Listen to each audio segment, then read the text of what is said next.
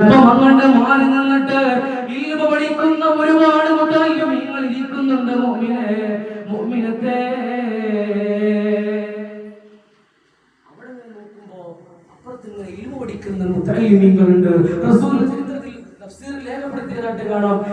നബി തങ്ങൾ ഇങ്ങനെ കൈ ചൂണ്ടിക്കൊണ്ട് പറയുന്നതായിട്ട് കാണാം, ആയിരിക്കുന്ന വിഭാഗമില്ലേ, ആയിരിക്കുന്ന ഒരു വിഭാഗമില്ലേ സ്വഹാബികളെ, അവരാണ് നാളെ ദുനിയാവിലും ആഖിറത്തിലും വിജയിച്ചവരെന്ന് ഒരിക്കലും കളവ് പറയാത്ത ഹബീബായ മുഹമ്മദ് മുസ്തഫ. എന്തേ നമുക്ക് കിട്ടുന്ന പ്രതിഫലം സ്വർഗ്ഗമാണ് എന്ന് ചുരുക്കം വേണമെങ്കിൽ പറയാം. ഈ മജ്ലിസിൽ വരാതെ പല വിധത്തിലും എതിർപ്പുകൾ പ്രകടിപ്പിക്കുന്നവർക്ക് ഈ ഒരു പ്രത്യേകതകൾ അറിയിക്കാനുള്ള എന്തെങ്കിലും മാർഗമൊന്ന് ചെയ്തു കൊടുക്കണേ മുഅ്മിനീങ്ങളെ.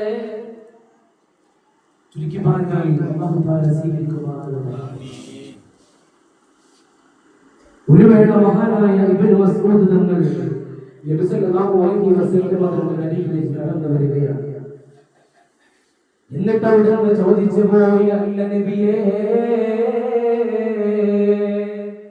അല്ലാഹുവിനെ അവന്റെ അടിമകൾ ചെയ്യുന്നതിൽ വെച്ച് അല്ലാഹുവിന് ഏറ്റവും ഇഷ്ടമുള്ള അമലേതാണ് നബിയേ?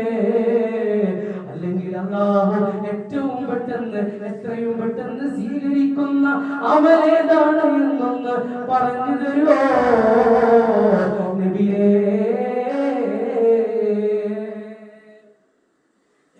ഇബ്നു മസ്ഊദ് തങ്ങളോട് ചോദിക്കുന്നുണ്ട്, അല്ല ഇബ്നു മസ്ഊദേ, എന്തിനാണ് നിനക്ക് അത്തരത്തിലുള്ള കാര്യങ്ങൾ അറിയേണ്ടത്? അപ്പോൾ ഇബ്നു മസ്ഊദ് തങ്ങൾ പറഞ്ഞു, നബിയേ, അതെങ്ങാനും പ്രവർത്തിച്ചു കഴിഞ്ഞാൽ അല്ലാഹുവിന്റെ അമലുകൾ സ്വീകരിച്ചാൽ എനിക്ക് നാളെ സ്വർഗ്ഗത്തിൽ പ്രവേശിക്കാമല്ലോ, അതുകൊണ്ടാണ് നബിയേ. സല്ലല്ലാഹു അലൈഹി വസല്ലം സലാത്ത് പറക്കല്ലേ, സല്ലല്ലാഹു അലാ മുഹമ്മദ്. ഇത് കേട്ട് നബി തങ്ങൾ പറഞ്ഞു, നീ പറഞ്ഞത് നല്ല കാര്യമാണ്. എന്നിട്ട് പറഞ്ഞു, ഒന്നാമതായി പറഞ്ഞു, ഹുബ്ബു റസൂലില്ലാ,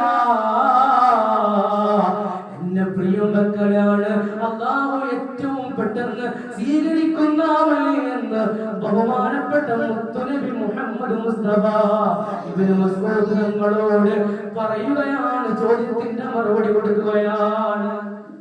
എന്നെ പ്രിയം വെച്ചാൽ മതി, നിനക്ക് സ്വർഗ്ഗം കിട്ടുമെന്ന് റസൂൽ പറഞ്ഞു. റസൂലിനെ കുറിച്ച് മുമ്പ് ഒരുപാട് പറഞ്ഞതാണ്. നല്ലൊരു ചരിത്രത്തിൽ മാത്രം ഒതുക്കി ബാക്കിയുള്ള ചരിത്രത്തിലേക്ക് നമുക്ക് കടക്കാം.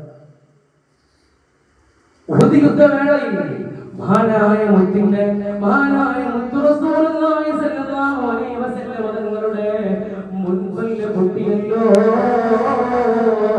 ബാക്കിയുള്ള സ്വഹാബത്തിനൊക്കെ ഒന്നാമതായി വിജയം സംഭവിച്ചെങ്കിലും പിന്നീട്